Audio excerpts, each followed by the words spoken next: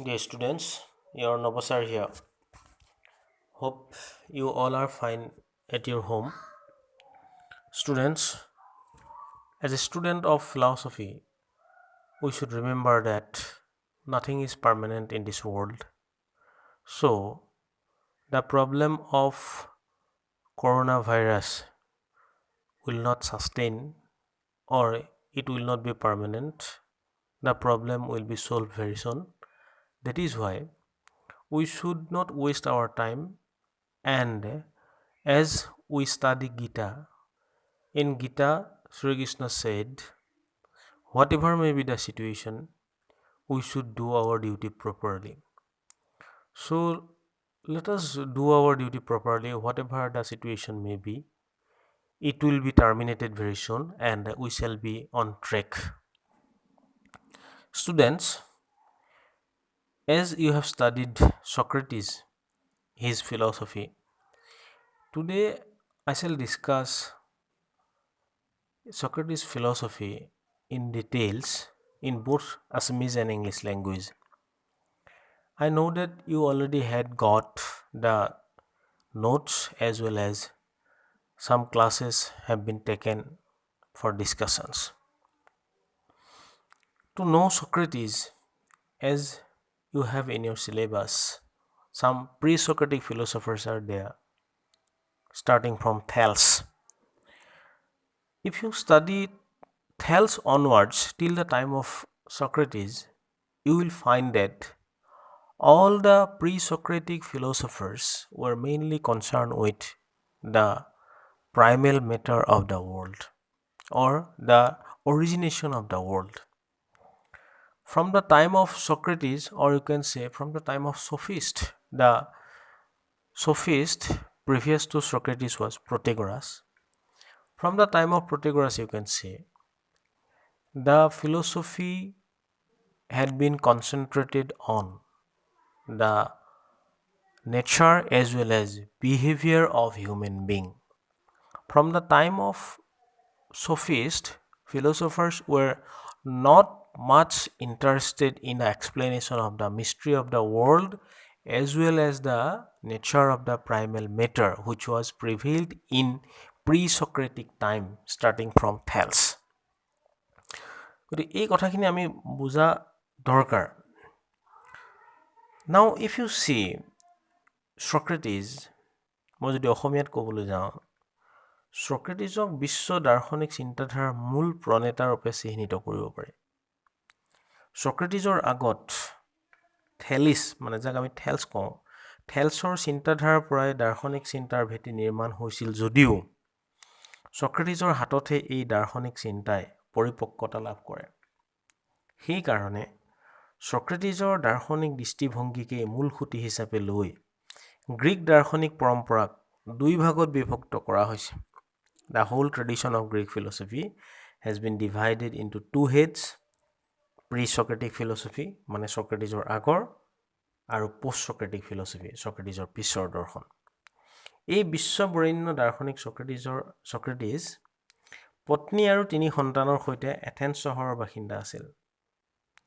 Socratesৰ জন্মৰ সময়ত অৰ্থাৎ খ্ৰীষ্টপূৰ্ব 470 চনত এথেন্সৰ অধিকাংশ বাসিন্দাই বুদ্ধিদীপ্ত আৰু চহকী মেধাসম্পন্ন আছিল.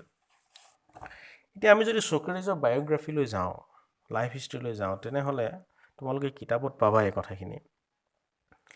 বহু সংখ্যক এথেন্সৰ বাসিন্দাই Socratesক সফিষ্ট বুলি ভাবিছিল. দৰাচলতে Socrates সফিষ্টসকলৰ অতি চোকা সমালোচকহে আছিল. কিন্তু actually he was not like the typical sophist. কিন্তু বহুত সংখ্যকে ভাবিছিল যে Socrates সফিষ্ট. আমি পিছৰ আলোচনাত কথাটো আমাৰ স্পষ্ট হ'ব. Socrates সম্ভ্ৰান্ত বংশৰ ল'ৰা আছিল. দৈহিক গঠন আৰু চেহেৰাত তেওঁ নট গুড, কুৰূপ আছিল. কিন্তু এই কুৰূপতাৰ অন্তৰালত তেওঁ এটা ধুনীয়া মন আছিল, যিটো মন সদায় সৌন্দৰ্য পৰাশী আছিল. বাহ্য আড়ম্বৰক তেওঁ ঘৃণাৰ চকুৰে চাইছিল আৰু এক সৰল আৰু অনাড়ম্বৰ জীৱন যাপন কৰিছিল. Socratesৰ দাৰ্শনিক দৃষ্টিভংগীৰ গভীৰতালৈ আগবঢ়াৰ আগতে এটা কথা উনুকিওৱা উচিত হ'ব যে Socratese নিজে দৰ্শনৰ ওপৰত একো লিখা নাছিল, Socrates didn't write anything on philosophy. This is very important. তেওঁৰ দাৰ্শনিক দৃষ্টিভংগী তেওঁৰে শিষ্য প্ৰধানকৈ প্লেটোৰ লিখনিৰ জৰিয়তেহে বিস্ময় লাভ কৰিবলৈ সক্ষম হৈছে। So that this point is very important. What we know about Socrates, these things are written in Plato, Plato's dialogue. It is called dialogue. Dialogues are certain books. সেইটো কথা মই পিছত ক'ম যে সক্ৰেটিছৰ বিষয়ে আমি প্লেটোৰ লিখনিতহে জানো। সক্ৰেটিছৰ দৰ্শনৰ বিষয়ে আমি প্লেটোৰ লিখনিতহে জানো। বিভিন্ন মানুহৰ মন বুজি লৈ সেইমতে মানে এই লিখনিসমূহৰ পৰা এটা কথা অনুমেয়, মানে প্লেটোৰ লিখনিখিনিৰ পৰা এটা কথা অনুমেয় যে সক্ৰেটিছে কোনো নিৰ্দিষ্ট দৰ্শন প্ৰতিষ্ঠা কৰাত অনুৰাগী নাছিল। সক্ৰেটিছে কোনো এটা মতবাদ বা এটা ট্ৰেণ্ড এষ্টাব্লিছ কৰিবলৈ উইলিংলি ট্ৰাই কৰা নাছিল। তেওঁ বিভিন্ন মানুহৰ মন বুজি সেইমতে তেওঁ কিছুমান ধাৰণা পোষণ কৰিছিল, সেইবোৰ মানুহৰ আগত ব্যক্ত কৰিছিল বা বিষয়টি মানুহৰ মাজত যুক্তিসংগত আলোচনাৰ বাবে উপস্থাপন কৰিছিল। এথেন্সৰ বজাৰ এলেকাত বা যিকোনো জনপূৰ্ণ ঠাইত সদায় তেওঁ জনগণৰ লগত বহি কথা পতাৰ অভ্যাস কৰিছিল। ইচ্ছুক ব্যক্তিসকলৰ লগত তেওঁ জীৱন মৰণ সমস্যালৈ আলোচনা কৰিবলৈ ভাল পাইছিল। উপদেশ বা শিক্ষা দিয়াৰ কাৰণে সফিষ্টসকলৰ দৰে কোনো মাচুল তেওঁ লোৱা নাছিল। এইটো কোৱা হয় যে সফিষ্টসকল were the one kind of tutors. সফিষ্টসকলে জীৱনৰ বিষয়ে শিক্ষা দিব, তাৰ বিনিময়ত সফিষ্টসকলে পইচা লৈছিল। কিন্তু সক্ৰেটিছ তেনেধৰণৰ নাছিল। তেওঁ যে নিজেই কথা কৈছিল সেই ডিছকাশ্যনবিলাকত সেই ধৰণৰ নহয় কথাটো, আনকো ক'বলৈ সুবিধা দিছিল। আচলতে বেছিভাগ সময়তে অন্য ব্যক্তিয়েহে কথা কৈছিল আৰু সক্ৰেটিছে সেই বক্তব্যৰ ওপৰত সময়ে সময়ে নিজা মন্তব্য দিছিল। তেওঁৰ ধাৰণা আছিল যে যিসকলে জনাৰ ভাও জুৰে তেওঁলোকে আচলতে একো নাজানে। সেইবাবে তেওঁ নিজে নজনাৰ ভাও জুৰি আনৰ পৰা কথা জানিবলৈ বা শুনিবলৈ ট্ৰাই কৰিছিল। এই ধৰণে পাৰস্পৰিক মত বিনিময়ৰ সময়ত প্ৰশ্ন উত্তৰৰ দাণ্ডিক প্ৰণালীৰে তেওঁ বিভিন্ন বিষয় বিশেষকৈ দৰ্শন সম্পৰ্কে আলোচনা কৰিছিল আৰু জনমানসত নতুন চিন্তা জাগৰণ ঘটাইছিল। এই কথাখিনি খুব ইম্পৰ্টেণ্ট আমি জানিবৰ কাৰণে যে সক্ৰেটিছৰ method, what is method in Socrates, সেই মেথডৰ বিষয়ে আমি ইয়াত এটা হিণ্টছ পাওঁ। Socrates was not a conventional philosopher. Conventional means এজন ফিলচফাৰে যেনেকৈ এটা নতুন অপিনিয়ন এষ্টাব্লিছ কৰে, Socrates didn't have such type of intention. He was just trying to establish what he knew as true from the mutual discussions, from question answering systems among the people. Gradually লাহে লাহে এথেন্সৰ যুৱচাম সক্ৰেটিছৰ অনুৰাগী হ'বলৈ আৰম্ভ কৰিছিল। তেওঁলোকে সক্ৰেটিছৰ বুদ্ধিদীপ্ত জ্ঞানৰ ওপৰত শীৰ্ণত কৰিছিল। অকল জ্ঞান যুদ্ধতে নহয়, প্ৰকৃত সমৰতো সক্ৰেটিছ আছিল অতি সাহসী। তেওঁ পেলোপনেছিয়ান যুদ্ধত এজন সৈনিক ৰূপে যুদ্ধ কৰিছিল। দুবাৰ নিজৰ জীৱন প্ৰায় বিপন্ন কৰিও লগৰীয়াসকলক শত্ৰুৰ হাতৰ পৰা ৰক্ষা কৰিছিল। সেইদৰে ডেলিয়াম যুদ্ধতো তেওঁ সাহসৰ পৰিচয় দিছিল। সক্ৰেটিছে বিশ্বাস কৰিছিল যে তেওঁৰ সকলো কাৰ্য এটা অলৌকিক শক্তিয়ে নিয়ন্ত্ৰণ কৰিছিল। তেওঁ প্ৰভাৱিত কামৰ ভাল বা বেয়া পৰিণাম সম্পৰ্কে সেই শক্তিয়ে তেওঁক আগতেই সতৰ্ক কৰি দিছিল আৰু কোনেও তেওঁক সেই শক্তিৰ নিৰ্দেশ অমান্য কৰিবলৈ পৰিচিত কৰিব পৰা নাছিল। সক্ৰেটিছে দৃঢ়ভাৱে বিশ্বাস কৰিছিল যে এথেন্সৰ লোকসকলক উচিত শিক্ষা আৰু জ্ঞান দিয়াৰ কাৰণেই ঈশ্বৰে তেওঁক নিৰ্দেশ দিছিল। সক্ৰেটিছৰ সেইটো বিশ্বাস আছিল। এথেন্সৰ ডেকাসকল সক্ৰেটিছৰ বক্তব্য শুনিবলৈ আৰু আলোচনাত ভাগ ল'বলৈ উৎসুক হোৱা দেখি এথেন্সৰ সেই সময়ৰ শাসক গোষ্ঠী লাহে লাহে বেয়া পাবলৈ আৰম্ভ কৰিলে আৰু তেওঁৰ ওপৰত কিছুমান এলিগেশ্যন দিলে। দ্য ফাৰ্ষ্ট এলিগেশ্যন ৱাজ, প্ৰথম তেওঁৰ ওপৰত যিটো অভিযোগ অনা হৈছিল যে সক্ৰেটিছে জাতীয় দেৱতাক অৱজ্ঞা কৰিছে। First allegation was Socrates was rejecting the national god in Athens. Then second allegation was Socrates was trying to create his own god. Socrates নিজৰ সৃষ্ট দেৱতাৰ অৱতাৰণা কৰিছিল। And third allegation was যুৱ সমাজক ভ্ৰষ্টাচাৰ শিকোৱা, অৰ্থাৎ ৰাষ্ট্ৰ আৰু প্ৰচলিত ধৰ্মৰ বিৰুদ্ধে উদগনি জনোৱা। Third allegation was he was trying to mislead the youth. কিন্তু নিৰপেক্ষ বিশ্লেষণাত্মক দৃষ্টিভংগীত এই গোটেই কেইটা অভিযোগেই ভিত্তিহীন আছিল আসল কথাটো হ'ল ছক্ৰেটিছৰ স্পষ্টবাদিতাই সেই সময়ৰ বহুতো তথাকথিত জ্ঞানী লোকক অসন্তুষ্ট কৰি তুলিছিল। একাংশ এথেন্সবাসীয়ে ছক্ৰেটিছক লাহে লাহে বেয়া পাই অহাৰ আনটো কাৰণ হ'ল তেওঁক এজন ছফিষ্ট বুলি ভবা হৈছিল। সেই সময়ত এথেন্সত ছফিষ্টসকলক বৰ বেয়া চকুৰে চাইছিল। এথেন্সবাসীসকলে ভাবিছিল যে ছফিষ্টসকলে ধৰ্ম আৰু নৈতিকতাৰ বিৰুদ্ধাচৰণ কৰিছিল।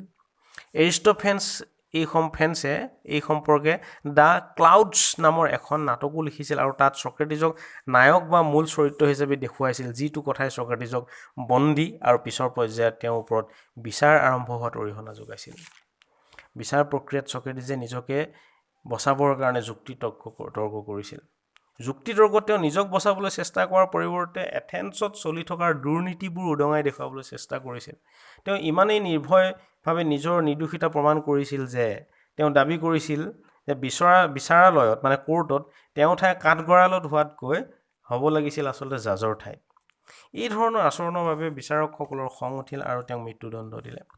মৃত্যুদণ্ড কাৰ্যকৰী হোৱালৈ তেওঁক বন্দীশালত ৰখা হৈছিল। এই সময়ছোৱাত তেওঁ বহুতো শুভাকাংক্ষী কৰ্তৃপক্ষৰ ওচৰত ক্ষমা খুজিবলৈ বা কাৰাগাৰৰ পৰা পলাই যাবলৈ পৰামৰ্শ দিছিল, কিন্তু এই পৰামৰ্শত ছক্ৰেটিছে মনা নাছিল। অৱশেষত ছক্ৰেটিছক খ্ৰীষ্টপূৰ্ব 399 চনত বিহুৱাই মৃত্যুদণ্ড দিয়া হ'ল আৰু তেওঁ আনন্দৰে সেই শাস্তি গ্ৰহণ কৰিলে। গতিকে এইটো হ'ল ছক্ৰেটিছৰ biography. I am using the Assamese language because it may help you to understand the history or the background. Students, you know, it is very important to understand the background of all the philosophical systems. Now let us see Socrates' philosophy. What is Socrates' philosophy? ছক্ৰেটিছৰ দাৰ্শনিক দৃষ্টিভংগীত প্ৰধানকৈ তেওঁ জ্ঞান সম্পৰ্কীয় মতবাদ আৰু নৈতিকতা সম্পৰ্কীয় ধাৰণাই মুখ্য স্থান অধিকাৰ কৰি আছে আৰু দুয়োটা বিষয়ৰ ইটোৰ সিটোৰ লগত সম্পৰ্কও আছে। I have already said from the time of Socrates or you can say from the time of sophists, philosophers were mainly concerned with the human behavior, not with the primal nature of the universe. Now, discussion about the human behavior is the center of philosophy from the time of sophists as well as from the time of Socrates. তেওঁৰ আগৰ মানে ছক্ৰেটিছৰ আগৰ দাৰ্শনিকসকলৰ দৰে ছক্ৰেটিছে পৃথিৱীৰ উৎপত্তি, কাৰণ বা পৰম সত্তা ইত্যাদি সমস্যালৈ কোনো আলোচনা কৰা নাছিল, বৰঞ্চ এইবোৰক তেওঁ প্ৰকাৰান্তে অবান্তৰ বা মূল্যহীন চিন্তা বুলি ক'বলৈ বিচাৰিছিল। তেওঁ নৈতিকতা আৰু মানৱ সম্পৰ্কীয় আলোচনাকে চিন্তাৰ যথাৰ্থ বিষয় বুলি মন্তব্য কৰিলে। মানুহৰ জীৱন আৰু কৰ্তব্যৰ সমস্যা ছফিষ্টসকলেই প্ৰথমবাৰৰ কাৰণে গ্ৰীক দৰ্শনক উত্থাপন কৰিছিল আৰু এই সমস্যাবোৰেই সমাধান কৰিবলৈ ছক্ৰেটিছে প্ৰয়াস কৰিছিল। What is the problem of life? What should be the duty of human being? So these philosophies should be related to this issue, not with the primal nature of the universe. Okay. এতিয়া প্ৰশ্ন হ'ল, now the question is, এক নতুন ধাৰাৰ দাৰ্শনিক অনুসন্ধানত ছক্ৰেটিছে কি পদ্ধতি অৱলম্বন কৰিছিল? নতুন ধাৰা means, নতুন ধাৰা, what is the new trend? The new trend is to focus on the human nature, not with the primal nature of the world, primal matter of the world. New trend is to concern with the human behavior, human problems. And to solve this problem, what type of method Socrates did use? This is the first issue. Now let us see the method, পদ্ধতি। ছক্ৰেটিছে তেওঁৰ দৰ্শনত কি পদ্ধতি ব্যৱহাৰ কৰিছিল, যিটো তোমালোকৰ চিলেবাছত আছে। ছক্ৰেটিছ এটা কথাত বিশ্বাসী আছিল যে আমি নিৰ্ভৰযোগ্য জ্ঞান পাবলৈ হ'লে সুসংবদ্ধ বাৰ্তালাপ, systematic,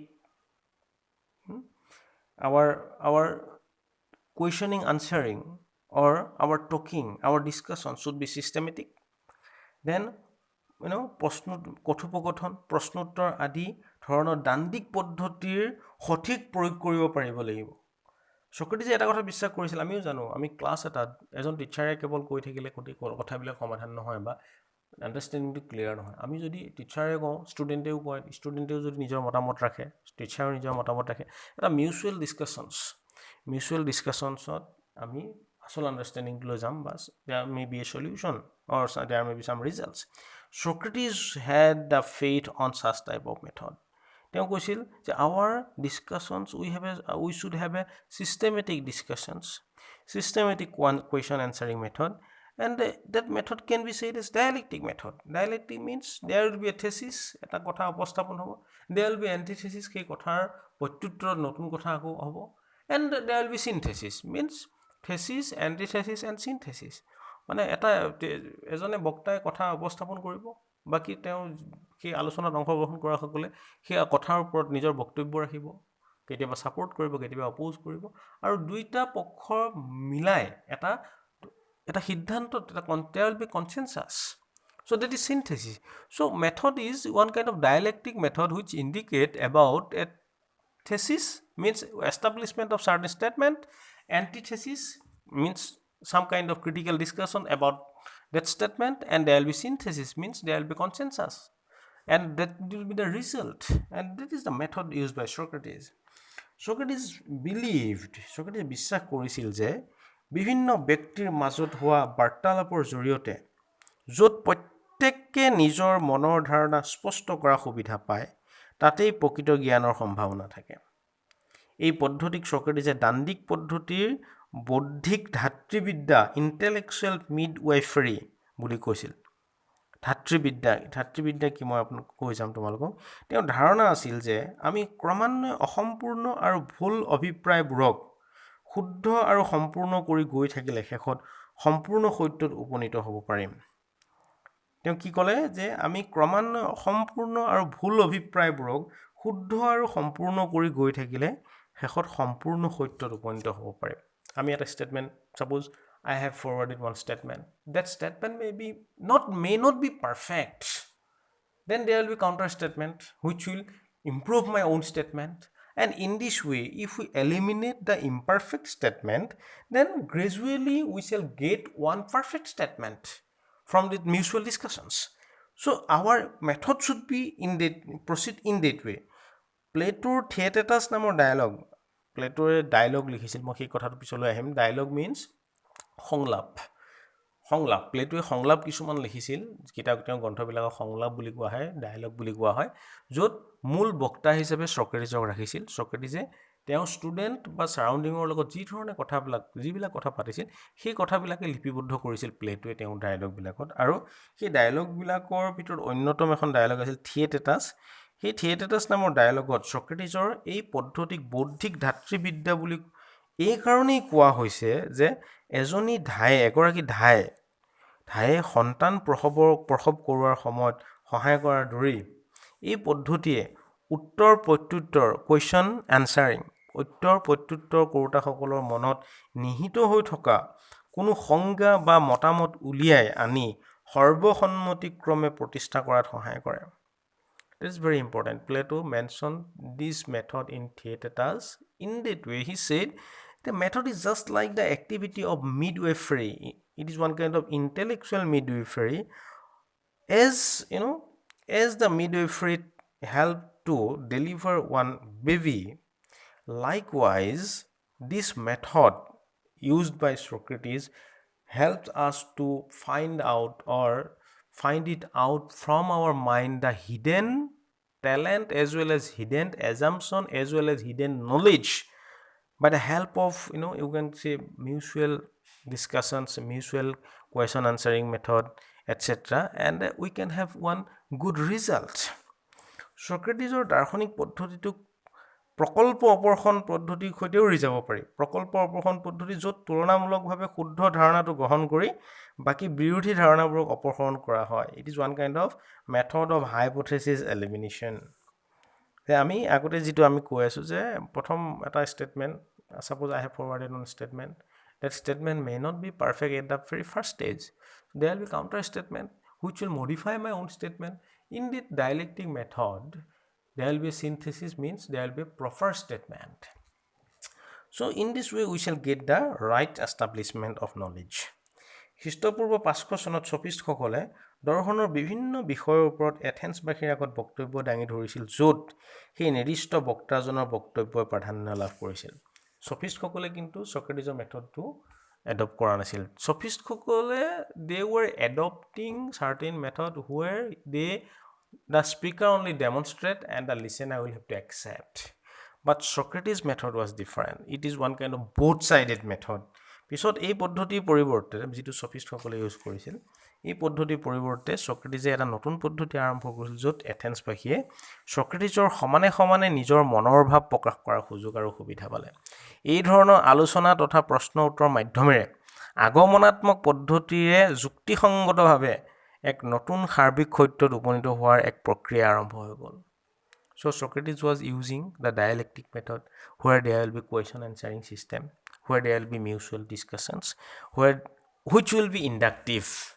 Inductive, you know, that we shall gather the particular facts, and after gathering the particular facts, after refining them by question answering or some mutual discussion process, we shall establish one general fact. So Socrates was adopting that type of method. Socrates প্ৰধানকৈ তেওঁৰ দাৰ্শনিক পদ্ধতি কিছুমান বাস্তৱ সংজ্ঞাহীন তথা বিমূৰ্ত অথচ প্ৰয়োজনীয় নৈতিক ধাৰণাৰ স্পষ্টীকৰণৰ বাবে প্ৰয়োগ কৰিছিল। Socrates, as we have already known, the main focusing point of Socrates' philosophy is the human behavior. He was not concerned with the mystery of the world.